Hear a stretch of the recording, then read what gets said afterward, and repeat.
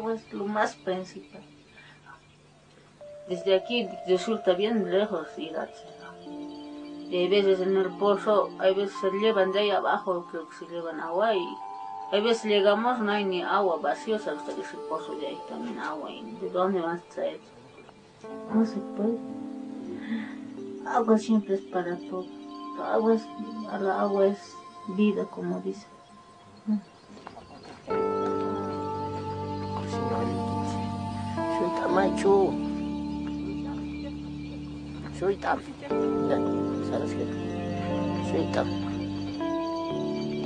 Vanessa, ya por si aquí.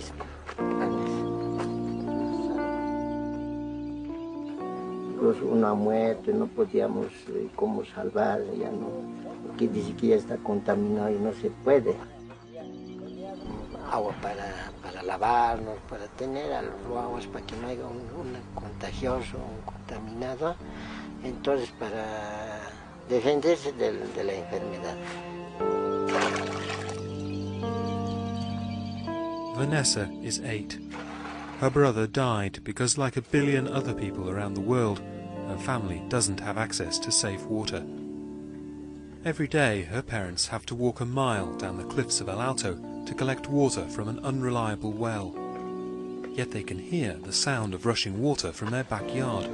They live just a few hundred meters from their city's main water treatment plant and can see millions of gallons just beyond the barbed wire fence.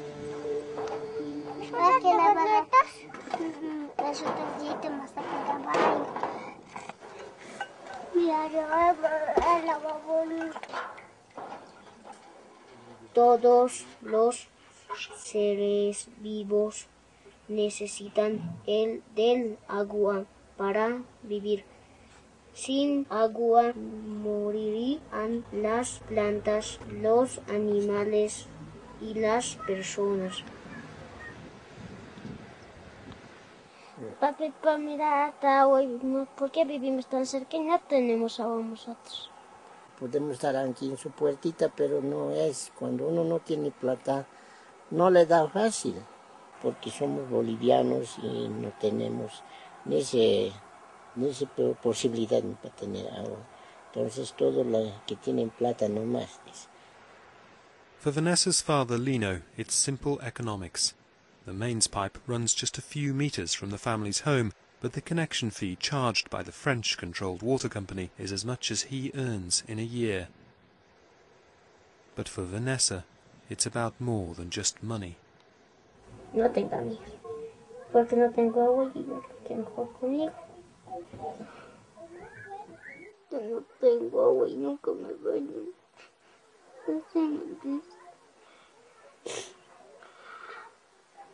Me dicen que me cochino, que no me dan ni lavar nada.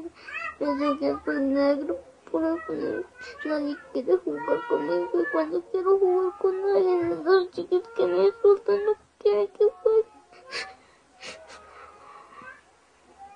If kids go to school and they're dirty, then there's a huge social stigma attached to that. They're called dirty Indians and dirty peasants. So there's the social stigma, and there's the very real knock-on effects of drinking dirty water, getting diarrhea, not being able to wash your hands, having to decide with your one barrel of water what you're going to do with it. Are you going to wash clothes? You know, you might prioritise washing your body or washing your kids, but then what happens with the clothes?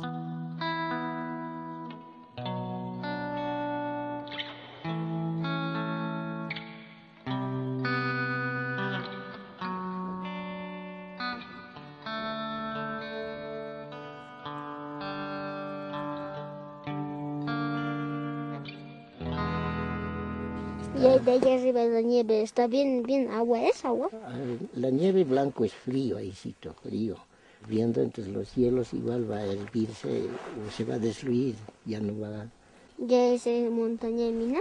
Todos dicen que aquí un tiempo Estados Unidos ya no tendrá agua y dice que de aquí llevarán como adobes así. Entonces todo el hielo que está alrededor del Cerro Blanco va a ser propietario de los americanos. Y nosotros ni agua no vamos a tener, peor.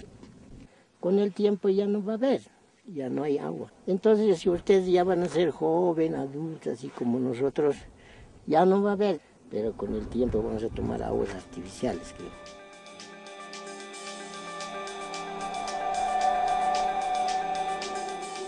For Lino, the future seems bleak, but he's right. Climate change will mean less water for everyone. Lino may be facing it now, but soon it will reach all of us. About a third of the global population is already living in water-stressed and water-scarce areas where water is chronically short. Within our lifetime, within 45 years, that is projected to increase to about half the world's population. There is a finite amount of water in the world. The population is increasing all the time. You just put that into a formula. It doesn't take very much to understand that the amount of water per head is going down. We will see the price of fresh water growing constantly, and I foresee within the next 20-25 years that the price of a gallon of fresh water will be higher than the price is today for a gallon of gas. There should be no crisis on a planet of water, but we are in a serious water crisis, and the water crisis has been created only in the last 2 or 3 decades. There's a comet coming to Earth. It's called the freshwater crisis. And those of us who live in water-rich parts of the world have been able to just not see it. And that's really important that everybody understand. There's no way it's not going to affect everybody eventually. The rich world's response to the impending global water shortage has been to promote the idea of water as a commodity, something that can be bought and sold on the open market. The belief is that market forces will lead to greater efficiency. So should the control of water be concentrated in the hands of powerful multinationals, or should it be a basic human right? In 2000, the United Nations committed to halving the number of people in the world without water by 2015. But many believe that allowing big business to extract and sell water will only make life harder for people like Lino and Vanessa. As less and less water is available, you have yet another problem being added, and that is the problem of privatization. There are companies now saying, why don't we bottle it, mine it, divert it, sell it, commodify it. That greed of privatization, I believe, will be much worse than climate change and everything else that has left us with the water crisis. In India, the battle lines are being drawn between local farmers and the world's biggest brand over who gets to use the water beneath the desert sands of Rajasthan.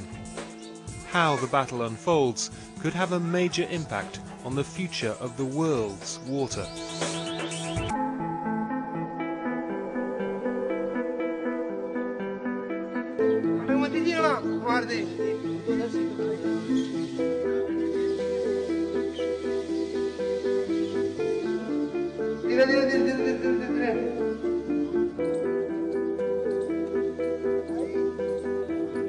Bodiran has a small farm in Rajasthan, just north of the capital, Jaipur.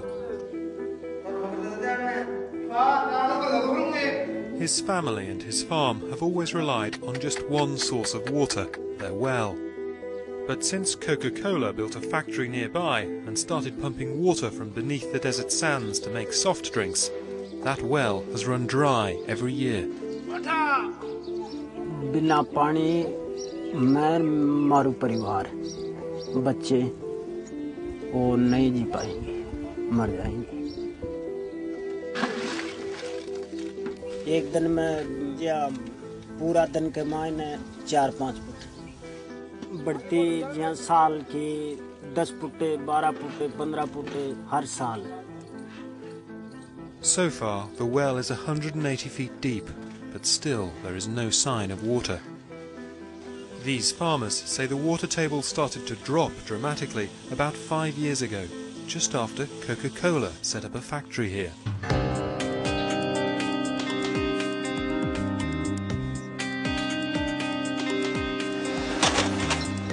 The company is pumping water out of aquifers, natural underground reservoirs, to make soft drinks and bottled water.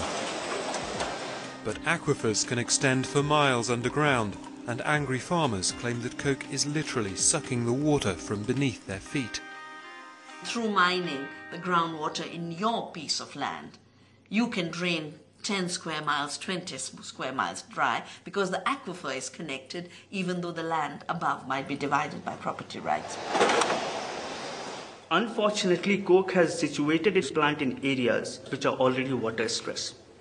And with a soft drink plant taking out 500,000 litre water every day, you are talking about huge stress on local water supply.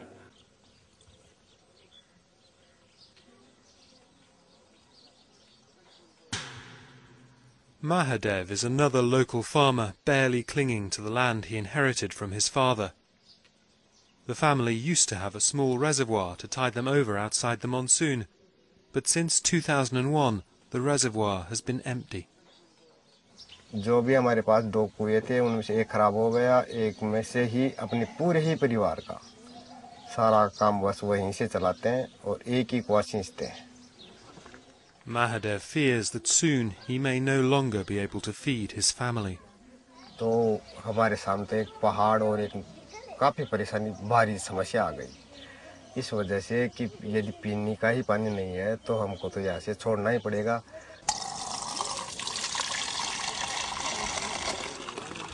Mahadev has had to repeatedly borrow money to drill boreholes around the farm to try to find water. 2 बैरिंगों को हमने 475 foot तक गहरा करवा दिया, हमारे पानी नहीं हुआ. जो हमारे नजदीक हैं वो तो करीब 600 फुट भी बाटा गहरा कटवा दिया, फिर भी हमारे उन कुओं में भी वही हालत है जो हमारे है.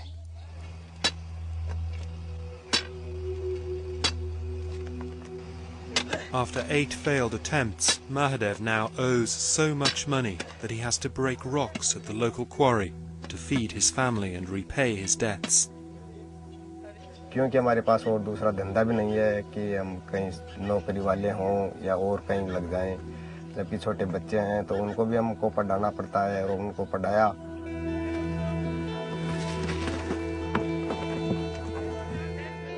तो इनको कोका कोला की हमें कोई जरूरत नहीं है. ठीक है, धंधा है, उनका भी धंधा करो, लेकिन ये हमारे काश्तकारों के लिए उचित नहीं. हम जो भी हमारे नज़दीक भाई हैं सब मिलजुल करके और सब यही सोचते हैं और बातचीत भी करते हैं आपस में कि ये अपने पास में ये कोका कोला का प्लांट है ना, ये गलत हो गया क्योंकि ये अपना पानी सारा का सारा इधर खींच रहा है.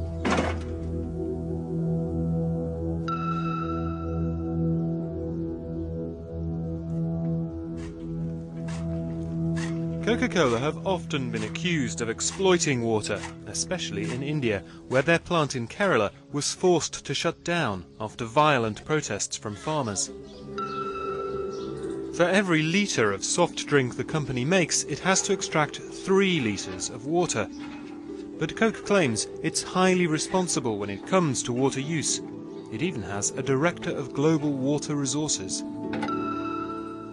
Coca-Cola depends on water, and the products we produce contain a significant amount of water, and so it really relates directly to our business as to how we have access to good, clean, quality water over the long term. We are a high-profile user of water. However, agriculture extracts a lot more water than Coca-Cola. Mahadev has only enough water to farm 2 of his 16 fields, and he has to depend entirely on the irregular public power supply to drive his pump. Every day the pipes are moved to prepare for the few precious moments when he hopes the electricity will come on. 10 तो trip कर जाती है, रात्रि के time में trip कर गई तो चलो कुआं बंद रह गया, सारी रात ही बंद रह गया और फिर सुबह जाकर के देखते हैं तो ऐसा पता नहीं चलता है कि रात को लाइट ट्रिप कर गई थी.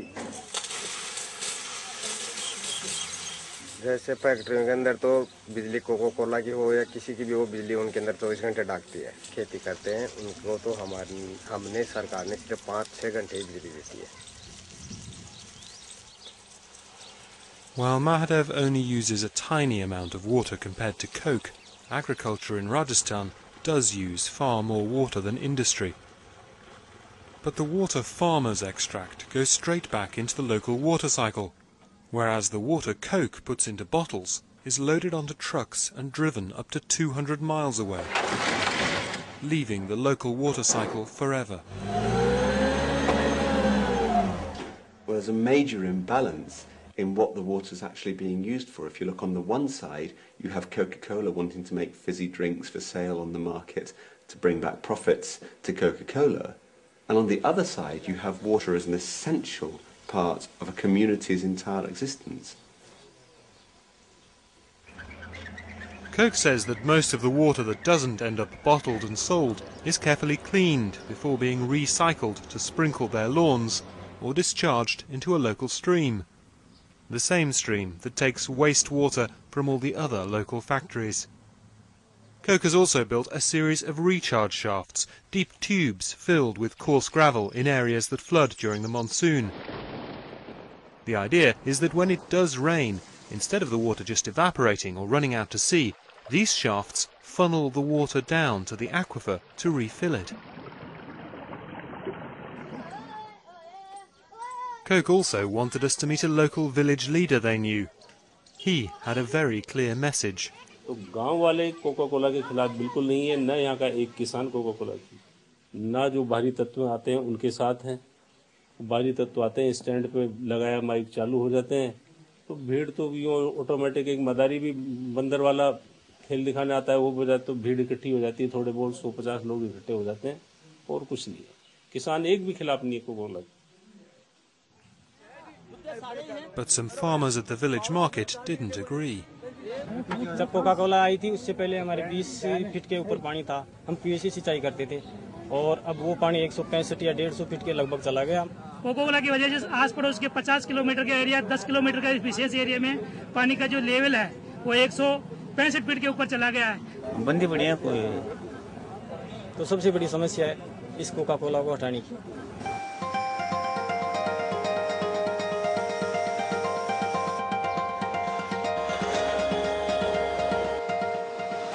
It is a real concern with the local farmers.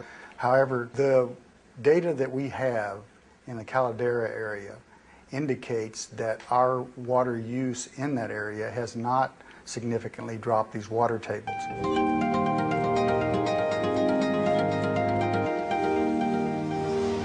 The official government figures don't support Coke's optimism. Since the plant opened in 1999, the groundwater level has gone down dramatically. If Coke is recharging so much water, then where this groundwater is going? The groundwater level should have actually gone up, not gone down. When I look at this graph, it clearly shows that the table depth has dropped over a period of time. And I don't know whether that is due to other factors other than just water use. Coca-Cola later said the reason the groundwater level had dropped was because of several years of poor rainfall. Therefore, why the hell they set up the plant in these areas? I mean to say, they are such water-intensive industry. They should have set up their plant where there is abundant water. What Coca-Cola is mining is precious water that has trickled down over millennia, drop by drop. And within a few years, they're not just going to leave the habitation with no water. They're going to leave the entire ecosystem with no possibility of renewal.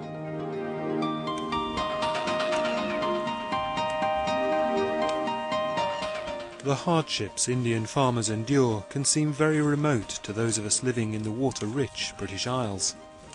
But in fact, we are vitally linked to many of the water-starved countries of the world through the food we choose.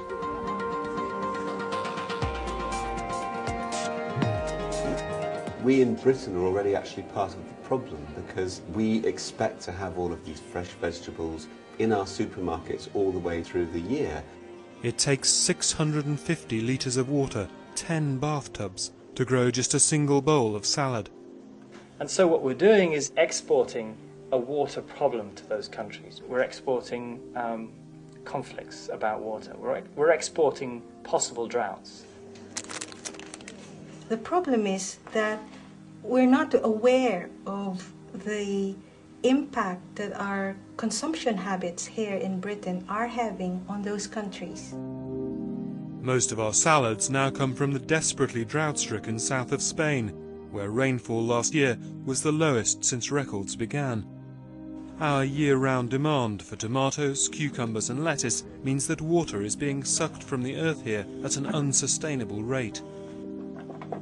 The area under plastic sheeting is now so large that it can be seen from space. Vegetables from Egypt come from a nation that has threatened military action if any upstream country dams the Nile or any of its tributaries. The water taken by Israel from the River Jordan and from beneath the West Bank has turned the Israeli side of the border green. If you look at large parts of the Middle East, uprisings are being caused because of water. There are wars over water taking place already. People say that the next war will be about water. They're already taking place. Between 10 and 15 wars over the last 100 years has been related to water. That will obviously increase in the future. I mean, if you have one country full of water and the neighboring country has nothing, where do you think they will look for water? And if you don't want to share it with them, they will come and get it. Nikamwelewesha vizuri, mama, maji haya mimi nalipia. Na mimi nalipia kwa sababu nipo na report scheme. Mama huyu alichokifanya, alitaka kunikata na panga. Hiyo na kukata In Africa, conflicts over water are already common. These women are arguing because for centuries people have been able to draw the water they needed from the local river. But now remote bureaucrats have decided that water for irrigation should be controlled by charging people to use it, leaving precious little for those who can't afford to pay. Hivi sasa usione hivi, kuna ukame zaidi ya huu. Hivi sasa ni kwa ajili kuna baridi, halafu mvua zimepiga juzi juzi. Ndio waona vijani vibichi. Yakiwa mengi ndio yanakuja huku kidogo. Sasa yakiwa ni kidogo kabisa yamebaki katikati sio mengi sana. Wanayakaba kabisa, yani hatupati. Kama hivi unavyoona mazao yanakufa. Mama Zanaibu's fury is focused on an irrigation scheme that is part of a grand plan to effectively privatize rivers across Africa by charging farmers for the right to take water from them. A plan thought up not in Tanzania, but in the World Bank in Washington, D.C. The plan is intended to make farmers value the water they use more because they're made to pay for it.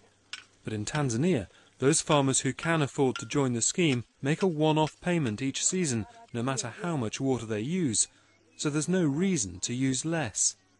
And so what's happened is that farmers who have a one-off fixed fee in Tanzania then feel entitled to use as much water as they can or want, without necessarily thinking about self-regulating, in other words, reducing the amount of water they use, so that they allow other users access to that same water.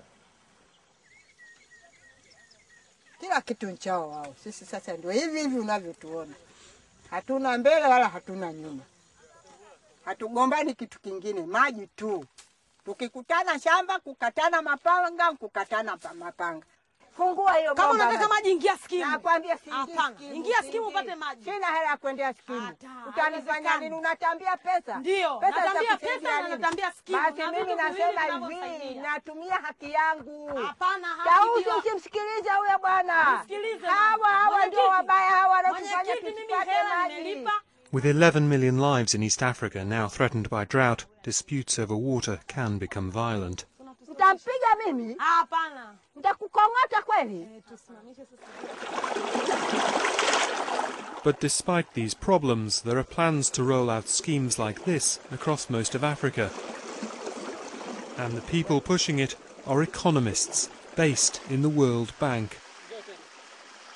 The objective of that project was to introduce a regime of enhanced river basin management, and I think that was a phenomenal success. And the other side of the project was a small-scale irrigation improvement program, which targeted some areas in the basin that will allow for efficient irrigation, community-based irrigation systems, and that also was very, very successful. And what we're trying to do now is to scale it up to all the other basins in the country. The World Bank's mission is to reduce global poverty. For 25 years, the bank's headquarters in Washington has been promoting solutions in the developing world that focus on putting a price on everything. These solutions don't always make sense to the people on the ground. Kidogo ndani ya nyumba utapa mtoto mmoja na watoto wengine utawanyima, si utawapa wote? Tutajua nini sasa sisi? Na ikiwa wote tutegemea huo mto. Sasa huo mto ni wa kwao wao, kila kitu nchao wao, walala hoi, lakini tunalima tunanyimwa maji hatupewi. But battles over water aren't only happening in the developing world. In the richest nation on earth, the citizens of Detroit are also fighting to establish their right to clean water.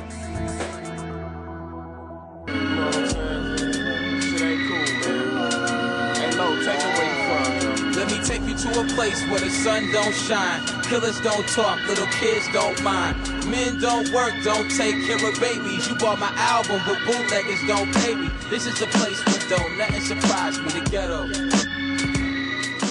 Betty has lived in Detroit all her life and seen a city that was once the industrial heart of the USA fall apart. She might live in the wealthiest country in the world, but like Lino in Bolivia, she has to fetch water every day. This is Granny just coming to get some water. We make about 2 or 3 trips to get what we need to wash up for the next day. We do this every day. My husband has been diagnosed as having Alzheimer's, and I have to keep his clothes and everything for water, him to drink, to take his medication. It's kind of hard when you have to go around from one house to another to haul water, but it happens to the best of us. Betty first got behind with her water bills when her husband fell sick and she had to pay for his treatment. Watch it, don't spill it. The water's too precious. Then 2 years ago, her water was cut off. She had become one of hundreds of thousands of Detroiters denied water as the city strives to make the water board more profitable. In a 1-year period, 365 days, the Detroit Water Department disconnected service at 40,752 separate addresses. You can't put your arm around a number that big to try to realize what it means to disconnect service at 40,000 individual separate addresses. They came by water trucks, took the key and turned the water off. And kept on going down the street, turning different people other waters off too. They didn't. Most of the people was at work, I guess, when they come home and they found out that the water was off. There had been about 12 people on this block alone they turned the water off that I know of.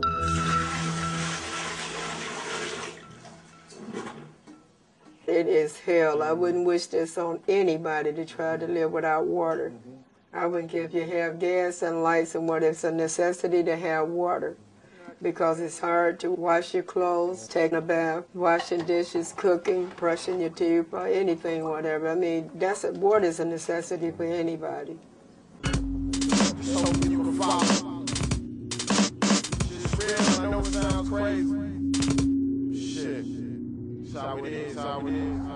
Maureen's come to see Betty to find out how she can help the family. Betty is just one of thousands of water cutoffs that are being championed by Michigan Welfare Rights. We take from 15 to 18 calls an hour for water. Just regular folks. Christians, Jews, Muslims, some that don't believe in nothing. This shutoff of water is an equal opportunity offender. Now, the bills started to back up then when the income started to be challenged. My husband got sick and I had to take off from work. And I had to pay a lot of medical bills, and that's how I got behind in my water bill. Okay. Now, how much is the water bill? I owe $3,000 for water. Ooh-wee. You've been providing swimming pools up and down the block? It's not possible to have a $3,000 water bill. Betty may have been disconnected for 2 years, but she's still getting water and sewage bills, and they're still going up. All right, this says they're also charging you $4,000 worth of sewage. And how long has the water been off? How is that the water is off? That's why I'm confused. It's not. You're not confused. You know madness when you see it. You're not confused.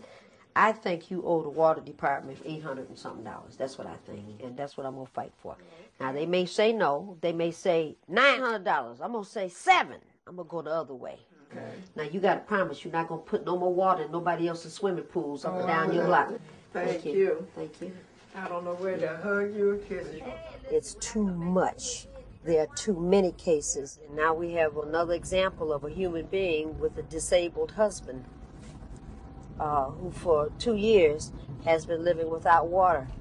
You know, you can't call yourself a part of the greatest nation in the world when you have this kind of circumstances. Just like all the rest of them, it's unconscionable. But things don't look like they're going to improve for the poor of Detroit. The people that shut accounts have a workload of 32 accounts a day, and now there's a proposal to try and get them to do as many as 60 accounts a day, which would amount to an account every 3 minutes. Currently, it's winter in Detroit and the ground is really hard, but the ground is going to thaw and the water department will certainly be aggressively shutting water off in the residential areas of Detroit. Emily and her water workers' union blame the aggressive cut-off policy on the city's mayor and his water department director, Victor Mercado, a man who was formerly vice president of the private water company Thames Water North America. The unions fear the cut-offs and a deliberate policy of running down the system is preparing the water department to join the many across America that have already been controversially privatized. The city denies this, but for politicians, privatization can be very attractive. With water in private hands, they can escape blame for a water board's failings. The water service, sorry, is not sexy. You spend a ton of money and you bury it in pipes. It's not visible. The mayor can't go around saying, this is me, I've done this. So the running down strategy is one we've seen in a number of countries, where you can starve the utility of capital. So then the citizens who are unhappy with the public service will then accept any alternative, including privatization, which, as we know in our experience, has significant problems in it.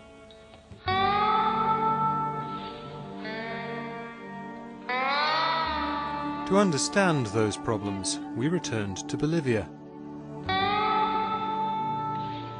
The people of El Alto and La Paz have been living with a privatized water provider for several years now.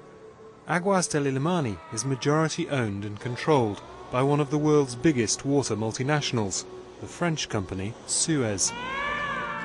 But some residents of El Alto, like Lino and Flora, deeply distrust the company. Del Aguas del Illimani nos quieren matar así vivo mismo, yo creo, asesino agua. O ellos mismos creo que quieren que haya una contaminación en aquí. Es por la sociedad, por no darnos agua. Las aguas que se mueran, que se enfermen y que se mueran. Es lo que quiere, creo yo. Luego parte vas a vestirte, no la va quemando más tarde. Flora is outraged because the main water pipe runs under the street right in front of their house. But Aguas del Illimani wants $200 to connect them, a sum way beyond the means of Flora's family and many others in El Alto.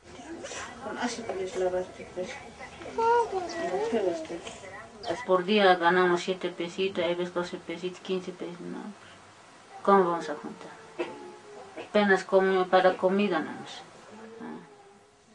If the family wanted to go further and also have the house connected to the sewers so the children no longer had to use the yard as a toilet, they would have to find a total of $450. Let's put that in perspective. The minimum wage in Bolivia is $60 a month. So what you're talking about is Suez has said to people, hey, if you want sewage and water for your house, you have to put out the equivalent of 9 months of salary. But Suez say they are not responsible for deciding the cost of connection. At the beginning of the contract, the government asked for a few things, developing networks, bringing more water to more people, etc., etc. So we said we have to make some investments and we have to get some income. And the government said, to get this kind of income, you will increase the price of the connection fee. And we don't have any choice. Suez say the high connection fees should also be judged against relatively low water rates. But that's little comfort for families who could never afford to get connected in the first place. Diarrea tiene ahora y anoche he querido vomitar. No, constantemente se enferma. Ella nomás, cada rato estoy llevando al médico. Diarrhea is the single biggest killer of children under 5 in the poor countries of the world. 3,900 children die every single day because of lack of access to clean water and adequate sanitation. Now, if you think about it, that's about 20 jumbo jets full of children crashing every single day. ¿De dónde tiene el agua usted? ¿Saca de pozo? Entonces, esa agua, señora, no es potable. Agárrele nomás. No es potable esa agua. Cuando el agua está contaminada, tiene microbios, bacterias, virus, y las bacterias y los virus también producen la diarrea. Estas enfermedades, por ejemplo, los casos que yo he estado recibiendo son intoxicaciones. Los niños vienen con un cuadro característico de náuseas, vómitos, mareos. El 10% de la población infantil en nuestro medio muere a causa de los problemas de agua. El 90% se debe a enfermedades producidas por agua. También sucede que a estos niños que no los asean bien, tienen esta otra enfermedad llamada sarcoptosis. Como médica, aconsejarle a la mamá, ¿no? Señora, por favor, cámbiemele su ropita diariamente, una ropa limpia. Me da incluso vergüenza decirle eso, porque no tienen agua para lavar la ropa. No tienen agua para bañarles diariamente a las guaguitas. Entonces, da impotencia, da dolor decirle a la mamá, inclusive, haga esto, señora. Yo quisiera, yo tuviera plata, yo pudiera hablar a Francia, a ese caballero. Nosotros sufrimos en Bolivia porque de aquí no hay un orden para los pobres. Y los pobres no van a pagar, vamos a pagar, pero que no haya ese crédito muy alto. Eso es donde nos afecta a los pobres.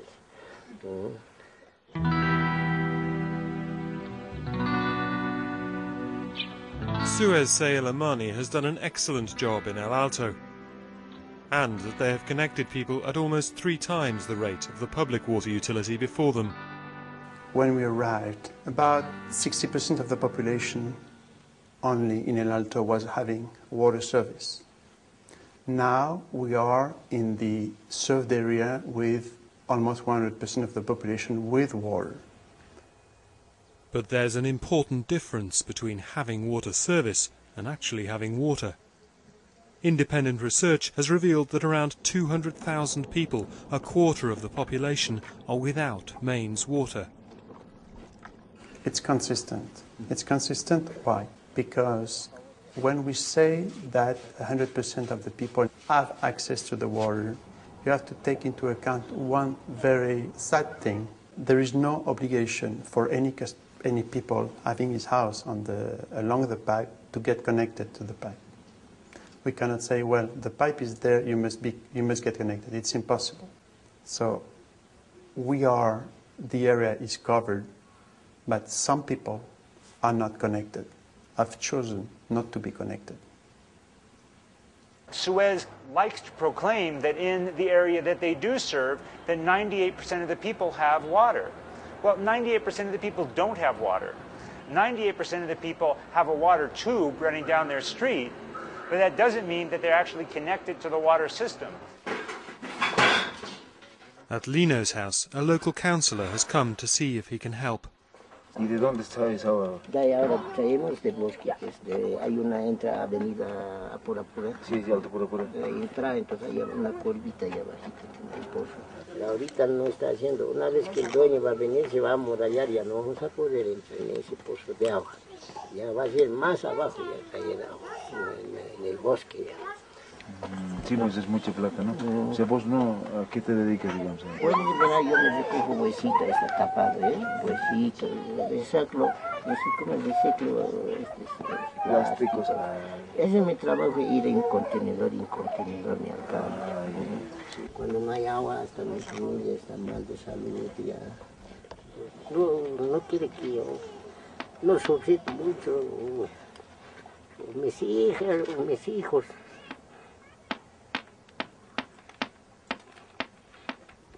Disculpa.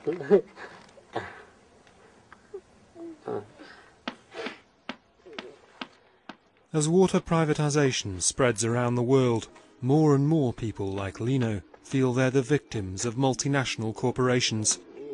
Corporations that have a duty to put the interests of their shareholders before the needs of the populations they serve. So where did this obsession with privatization begin? To answer that, we need look no further than the British House of Commons. Privatisation is a very much better deal for the consumer. That is the message.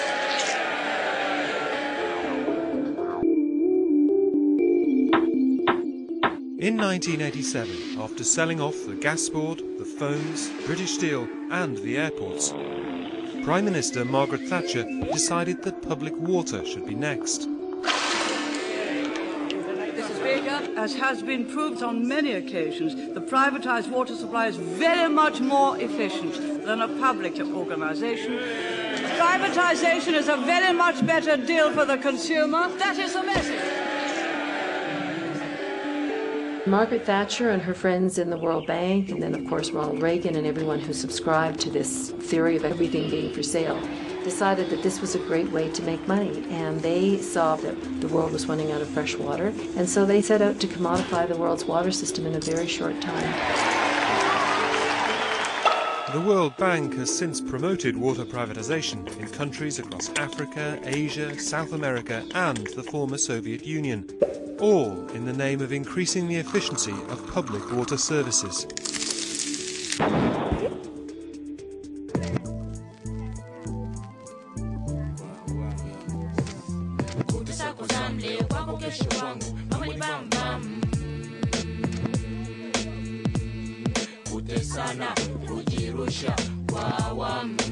As Margaret Thatcher hoped, the British companies she helped create have become world leaders in privatisation.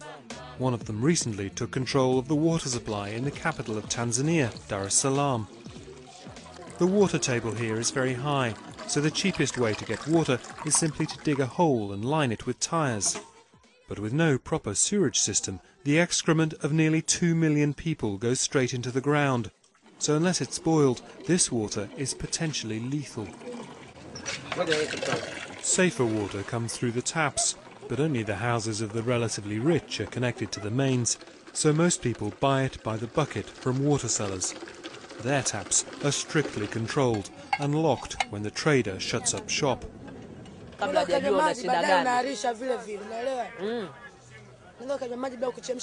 kile kipindi kile cha maji kukatika kile ndio maji tunakunywa hadi maji ya chini.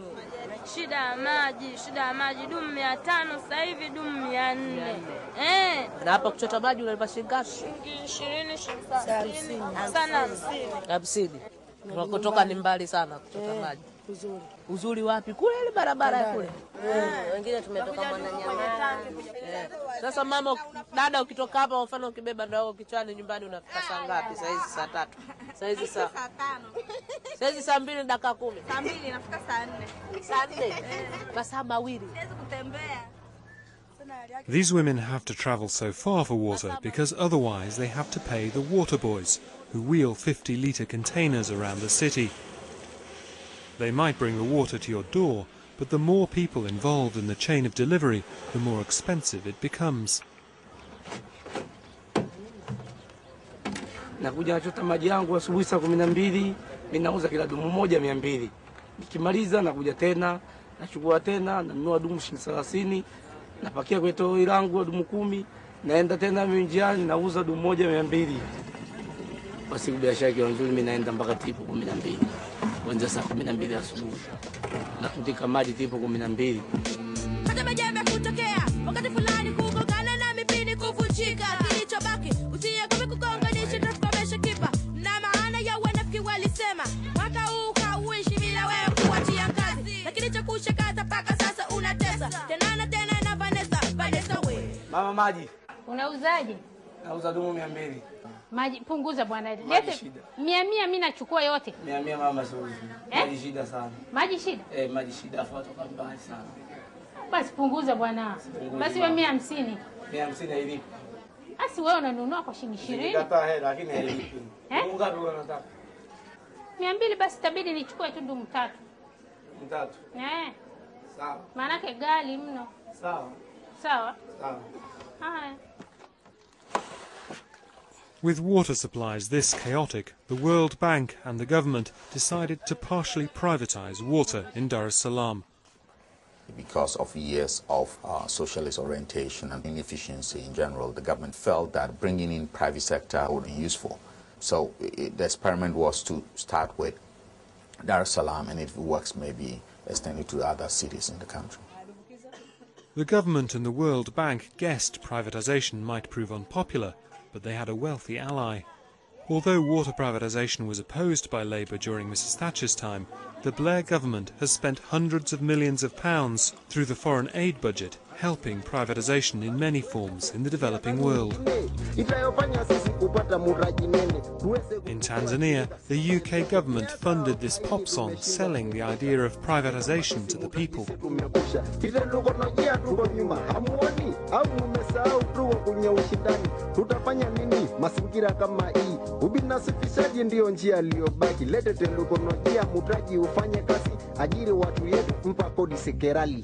The British government's investment paid off. The taxpayer helped a British company, Bywater, form a joint venture, City Water, to manage Dar es Salaam's utility. Bywater has been involved in many privatizations and knows the potential profit and the potential risks.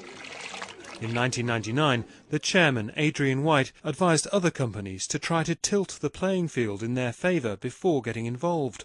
Don't take the plunge, he said, unless there's a government guarantee of payment, protection against inflation, devaluation and foreign exchange fluctuation, a guaranteed return on investment, an automatic tariff increase formula, no real competition and no upfront payments.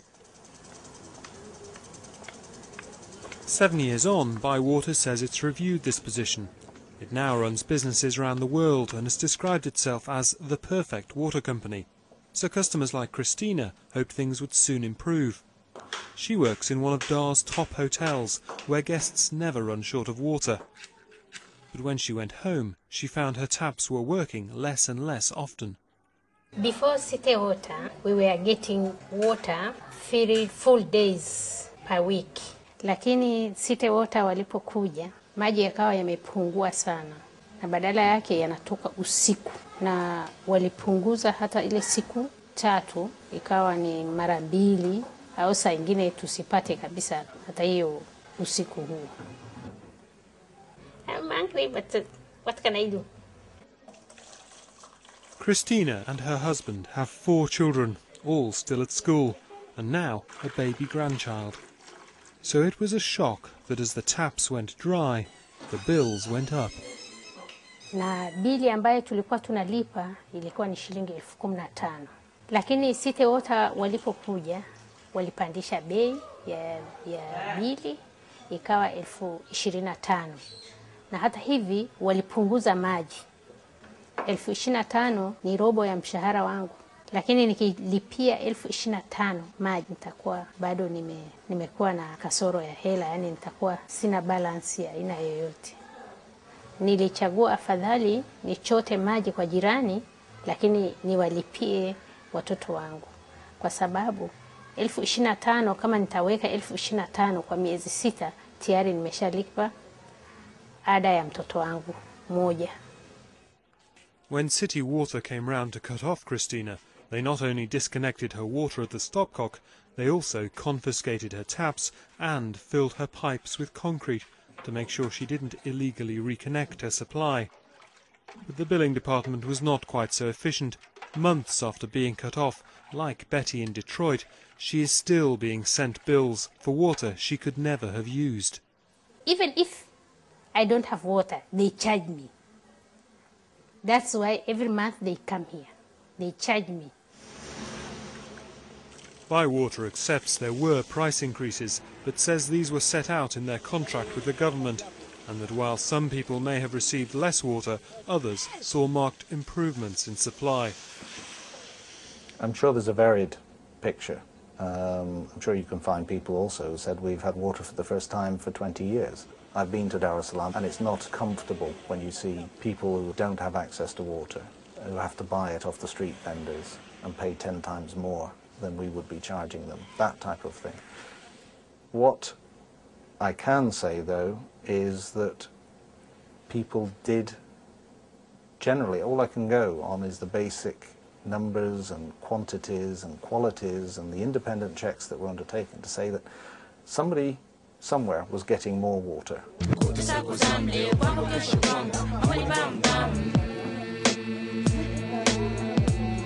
One group who should have an independent view on water supplies are the water sellers.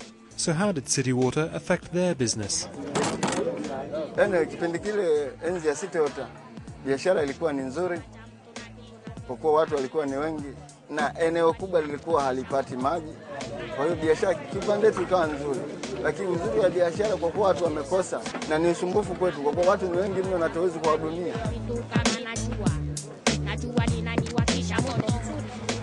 Mwanzo dumu ilikuwa 100. Dumu mwanzo ilikuwa 100, tulikuwa tunauza 100 mpaka shilingi 80. Lakini baada ya kuja City Water maji imekuwa shida sana. Dumu likapanda 200 mpaka 250 mpaka 300 mpaka 400. Na ndio maana watu tunanyuka saa 11 mpaka saa 12. All over the world, people and their governments have had similar experiences after water privatization. After 18 months, the Prime Minister of Tanzania also became disillusioned. They want to maximize their profits. Simple. And we needed the situation of water to improve in Dar es Salaam badly. People have been going without water for quite a while. So we thought the contract would have begun well and they would have done a good job. They let us down badly. But Bywater disagrees. I prefer to refer to independent consultants who've been engaged by DFID on behalf of the British government, who've actually issued a report recently which has said that things improved under our stewardship, that the amount of water supplied into the system increased, that the quality of the water increased. But when we asked DFID for a copy, they said they have no knowledge of any such report. The Tanzanian government was able to supply us with a copy of the independent audit they commissioned from the consultancy Price Waterhouse. This report, according to the Prime Minister, supports his view that the company has failed to deliver. I think it's an interesting audit, that one. I think there are quite a lot of examples where government commissions audits and defines the terms of reference that delivers the answer that, surprisingly, they quite expected, or they wanted, let's put it that way. Eventually, negotiations broke down. The government withdrew from the contract, and senior British staff of City Water were told to leave the country. We said, we cannot continue. Sorry, let's meet in arbitration. What did they say to you? Oh, they said we meet in court, of course. They are very anxiously waiting for us in court. We shall represent ourselves there, and we are sure we shall win the case. The Tanzanian government just said, that's it, jump on the plane and don't ever darken our shores again. So the private sector has been discredited, unfairly discredited, by our treatment in Dar es Salaam. And the fact that this failed through a political decision is something that I don't want to ruin our professional image and our professional reputation, because we're good at what we do. But the Prime Minister has very clear advice for any other developing world nations being pressurised by the World Bank to privatise their water. Think again before you privatise. Privatising water is, to me, dangerous. But the World Bank still sees things differently. The government's characterization of the situation is that it's not a policy failure, it's a contractual failure. So they are still committed to some form of private sector participation. When the World Bank says that this has been a contractual failure and not a policy failure, what they're trying to say is that the idea was a good idea, it just hasn't been implemented properly. And that's what they've said time and time again. Privatisation, according to the World Bank, is still a good idea. It's just that people aren't doing it correctly. The World Bank believes in water privatization in the way other people believe in Jesus, Muhammad, or Buddha. The World Bank believes in water privatization as a matter of theology. The bank says it's evolving policy and things are changing, but those on the ground keep seeing the same solutions being pushed. If you look at projects that the bank are actually pursuing in different countries, the reality is rather different. And currently, practice on the ground is still very much about pursuing this agenda of privatization, an agenda that has been shown already to fail around the world. Privatization isn't working for people because ultimately when we make profit-taking the most important thing as opposed to delivery of water the most important thing, it's not a big surprise that at the end of the day the people who don't have money don't have water. Poor families in the slums of Manila, in the Philippines, in Colombia and in other countries around the world have had to send their children out to work in order to boost the family income, again in order to meet these higher water costs. Water is naturally a monopoly, and your clientele must access it or die. So these make water a very particular service that does not behave according to market dynamics. Competition does not exist. The profit motive does lead to significant distortions. Water has become a kind of blue gold of the 21st century, much in the way that oil was seen as the black gold of the last century. And you remember that a set of large corporations and very powerful governments made energy into a cartel, divided it up and drove up the prices and didn't give access to those who couldn't afford it. That very same model is the model that's now being used for freshwater services. It's backed by the World Bank, it's backed by the powerful governments of the North, and it is now being imposed in a quite draconian fashion on the global South.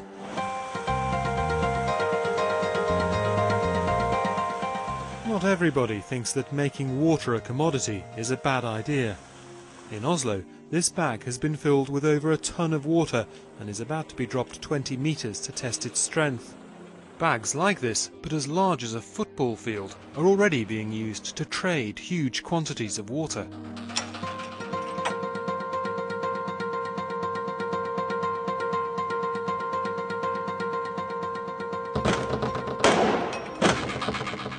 One of the ways of solving the growing crisis of water shortages is to treat water, fresh water, as a commodity. Because if it is treated as a commodity, first of all, you will make a market for it. There will be profit in dealing with it, and people will be able to put a value on the commodity.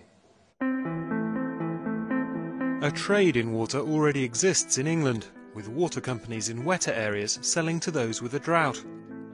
This massive pipeline encircles London and lets engineers move water to where it's needed at the touch of a button. But moving water in bulk by ocean-going water bag or tanker will become more common in the near future. There have been projects between Spain and Northern Africa. There are projects in the South China Sea. And there is a big project about to come alive to transport water from the River Rhône in France to Israel. The Iranian project we are about to start up, we are talking about quantities of between 100 and 200 million cubic meters per year. To visualize that, you can think about an Olympic swimming pool. We will transport at least 1,000 swimming pools per day, 365 days a year. Others feel that making water a commodity will just make life worse for the poor. The most powerful argument against commodification is this notion of bulk transfer of water. Because if it is commercially owned by large corporations, they are going to sell that water to the places and people and industries that can afford it, not to El Alto Bolivia, not to the places that need it. Precious water cannot be treated as a commodity because that already means that those who cannot reach the marketplace, those who don't have the purchasing power, those who are on the margins, and the rest of life, the plants, the trees, the microbes, will have no right to water. And I do not think it is given to any organization on this planet to basically rewrite the laws of life. Abajo las transnacionales. Abajo. Fuera aguas del Illimani. Fuera. In Bolivia, the pressure on Suez is growing. So far the protests have been peaceful, but even Lino is talking about taking drastic action. O atacar aguas de Limania o destruirlo de una vez, porque aquí no podemos aguantar los pobres o aquellas personas. Ni así que tenga plata no vamos a poder aguantar porque... What everyone fears is a repeat of the Bolivian water war of 2000, when the American company Bechtel took over the water supply in the city of Cochabamba and increased water charges dramatically. People reacted immediately. In January of 2000, the streets behind me were filled with people protesting the water increases. And this was going to be a peaceful protest. To everybody's surprise, the government sent into Cochabamba 1,200 armed police. Vamos a seguir marchando por la ciudad, compañeros. Policías especializados en reprimir a la gente con palos, con chicotes, con gases, además muy bien equipados con motocicletas y pesos.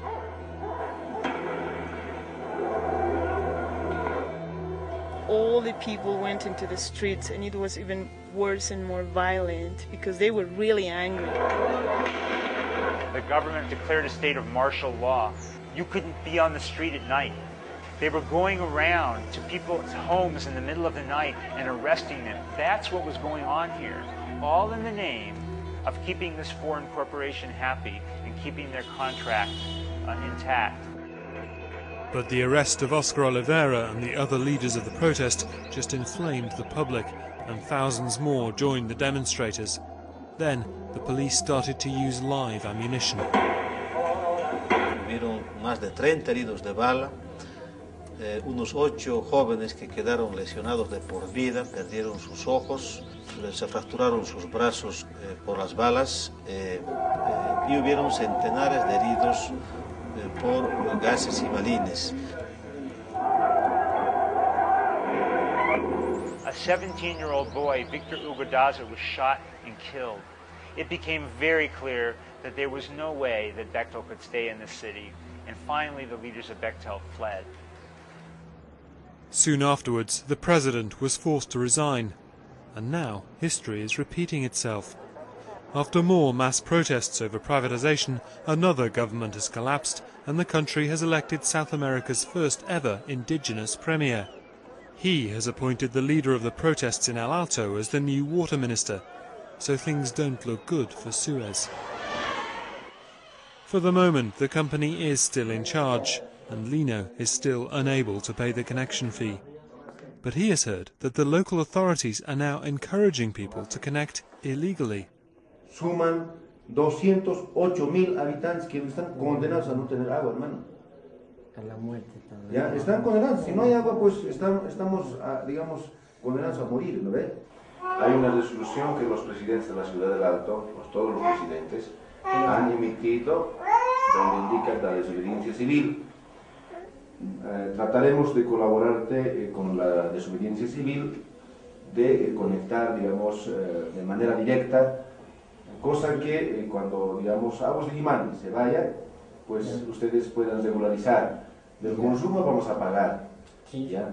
Pero lo que no vamos a pagar es, con esta desobediencia civil, el costo alto que se paga a Aguas de Limán, ¿no? Don't believe Kilpatrick's lies. He just wants to privatize. Hell no. Kilpatrick It's got to go. In Detroit, too, water protests are mounting.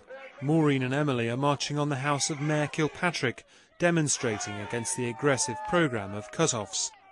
Anybody could be visited with this nightmare about not being able to have water. We need to stand together against the shutoffs of water of poor people. Water is a human rights issue. Illegal connections are also on the increase. People need their utilities. You can't live without water. I'm like the Robin Hood. Put it that way. Troy is one of a growing band of local entrepreneurs who provide an unofficial reconnection service. With almost as many families in Detroit without water as there are in El Alto, his business is booming. You see how deep it goes down in there? You know what I'm saying? Twist it, it's on. And I'm out. Just that quick. I think the water department is not meeting a need of yours, so you're forced into doing illegal stuff in order to survive. And it shouldn't be like that. 2 of Betty's children and 3 grandchildren live with her and her husband. As long as the house is without water, Maureen knows there is a risk that the grandchildren may be taken into care. Because you have no water. If you're a welfare recipient with minor children, it can mean that protective services can be called to your home, and your minor children can be taken out of your household and placed into foster care because you don't have water. I can't stay here without water. I got children in the house. So I went to the hardware store and I got a key and I learned how to turn it off and on myself. I do it like at night. I don't do it in the daytime because I don't want to be seen. I don't like living like I'm living when you got to duck and dodge every time you turn around. And you know a bill have to be paid, you know? It's not no easy way to live. I know it is illegal, but what could I do about it? If you had told me this 5 years ago, I wouldn't believe it. How they gonna do their homework when their homes don't work? They can't read books cause the lights don't work. They can't take a bath cause the water don't work. The stove in the kitchen plus the heat don't work. Every day it's a struggle to be alive. Mentally, physically, only the strong survive. Hey, this is life, man. In Bolivia, Lino is also ready to break the law to bring his family water.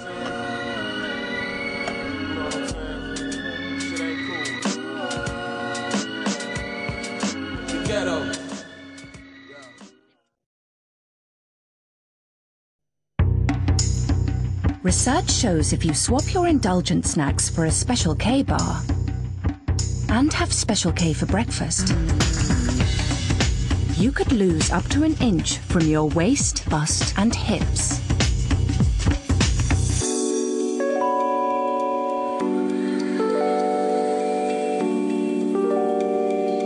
The 90-calorie bar from Special K. See you by the pool. This is a tale about time and how you just never seem to have enough of it, especially when it comes to shopping. That's why at Argos we thought, how about letting you check your goodies are in stock, reserve them online, and then quick pay when you collect them, so we can give you the greatest gift of all, the gift of time.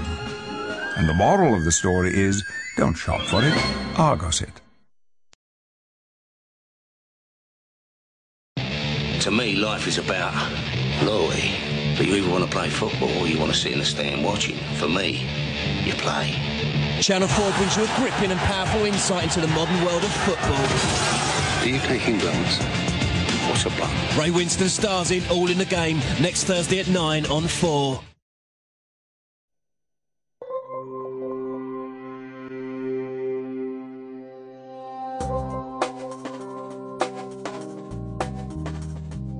In El Alto, Lino's struggle to get water is finally drawing to a close. The local authorities have looked into his case and told him he can connect illegally to the water main outside his house. Lino and Flora just have to buy the tools and pipe they need, and they can at last connect the family.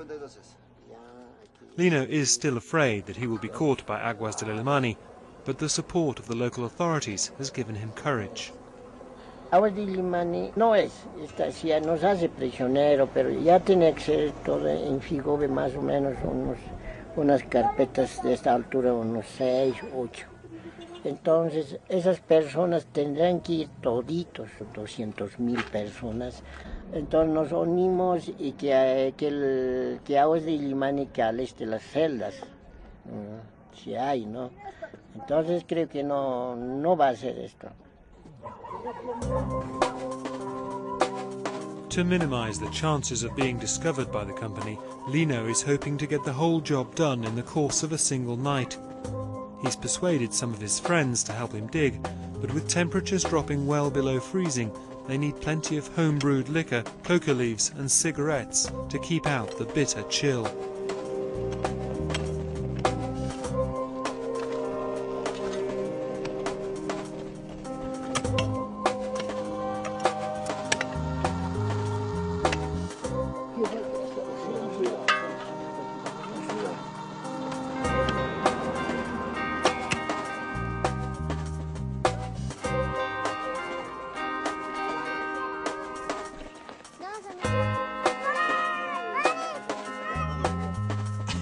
parece en la cara de igualas. Cosita y cigarrito por cigarrito de cursi que está en cara.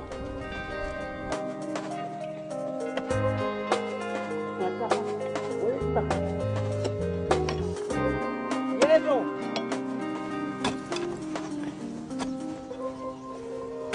4,000 miles north in Detroit, Betty is also having to dig in secret. The latest problem I have now, since I had my water turned back on illegally, I found out that I had a sewer problem in my basement, and that's been backing up.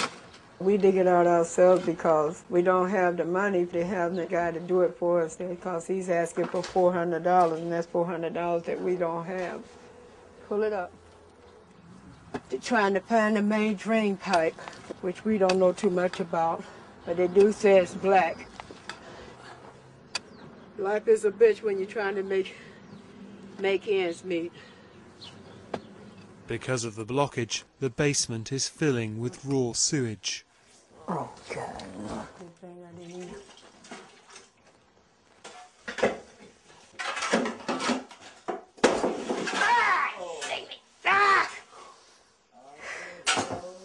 Oh! Shit!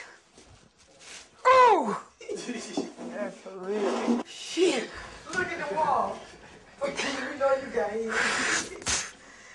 I ain't gonna never tell nobody I haven't tasted shit before. Shit. Damn.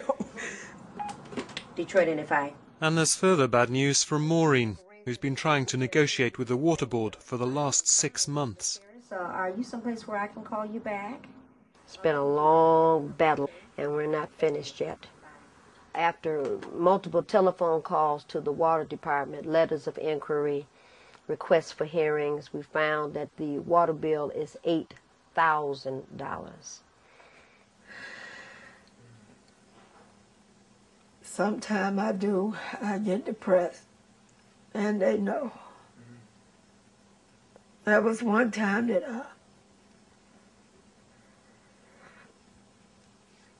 I told my kids I was going to take my own life. But when it got too hard, when he was taking everything, and I didn't know which way to turn at that time.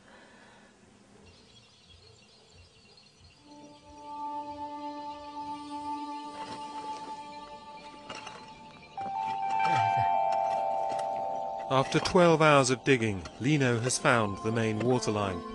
He's still fearful of discovery by Lamani, but the family may soon have water.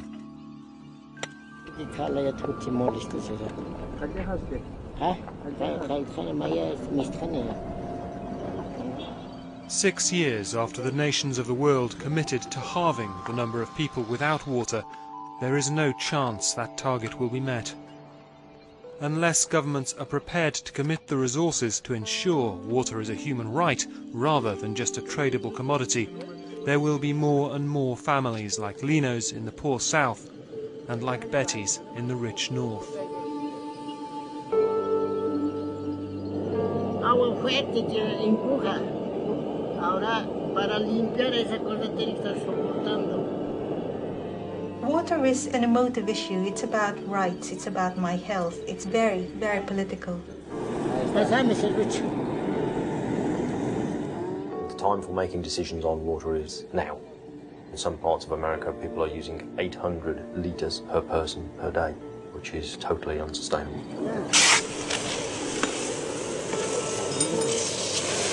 We have to share this common commodity, which means that somebody will have to have less in order to give those who have nothing a little more.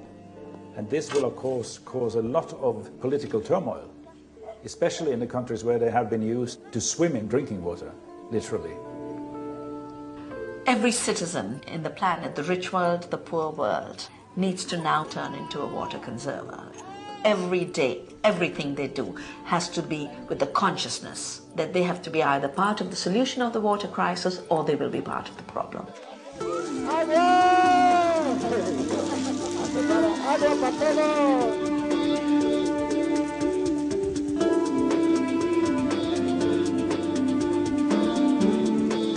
Next, a personal view on how Europe could shape the future of Islam in Dispatches, the Muslim Reformation.